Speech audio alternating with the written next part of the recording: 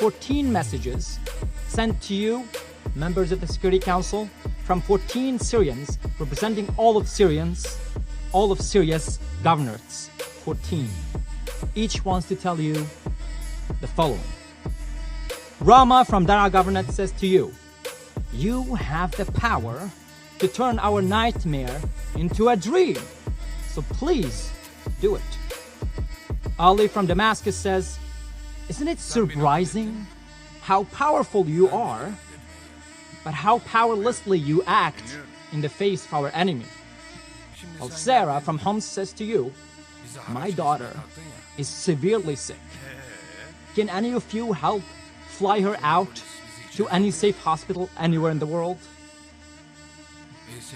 We have Yasser from Hama, and he says, I lost everything on your watch. And you just like to blame things on other members. You blame it on Russia just to push the responsibility away from you.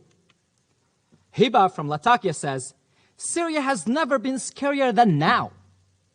Even the supporters of the regime are being arrested by the regime and tortured and killed.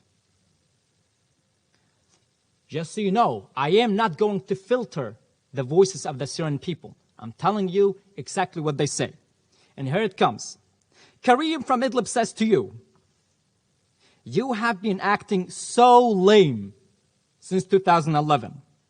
I lost everything I ever loved. I lost everything I have. And he tells you, fuck you for not being useful, for not being respectful to human lives and human rights. You have Sana from Aleppo, and she says to you, all we need is protection. I am tired of being afraid from the sky. I don't want it to drop more bombs. Shiro from Hasaka says to you, don't let Russia and China and Iran play you. Act like you understand your position of power. You sitting in the Security Council, not in a carousel in Disneyland. What Ranim from Reef Dimashq says to you, I am claustrophobic. Whenever they bomb, I have to go and hide in the basement or in a tiny room, and I can't breathe. I can't breathe. I can't breathe. I just want this to end. Shadi from Quneitra says, I recently, and he's a very young person, I recently tamed a cat, and she is right now in this conflict, my world.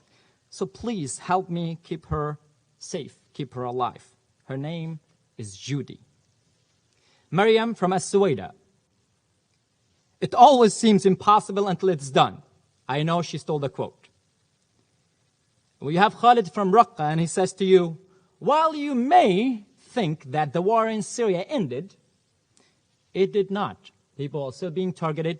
People are still being killed. Lubna from Deir Zur says, there's only one way.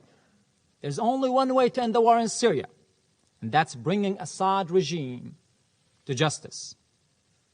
The last message, number 14th, is from Tartus, my hometown, so I wrote this message.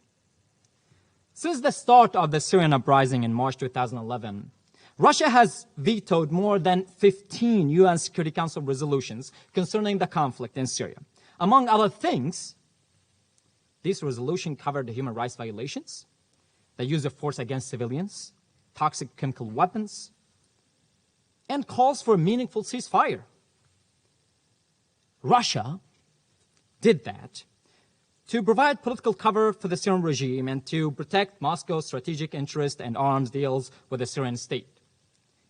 So my question is, what is wrong with you? Don't you